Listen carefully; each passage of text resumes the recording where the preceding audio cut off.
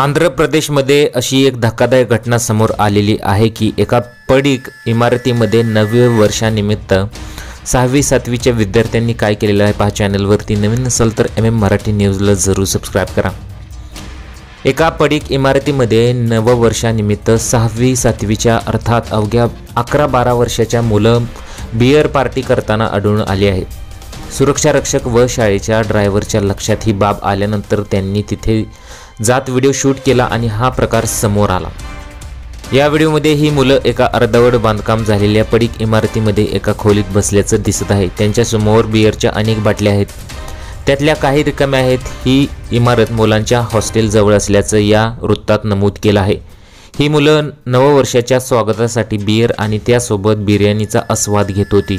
नशेत धुंद झालेली मुलं नंतर तिथे असलेल्या सुरक्षा रक्षक व शाळेच्या ड्रायव्हरलाही शिवीगाळ करत असल्याचं दिसत आहे।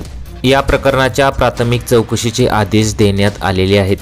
मुलांच्या पालकाने तातडीने शाळा व्यवस्थापकांशी संपर्क साधल्याचं कळालेलं आहे।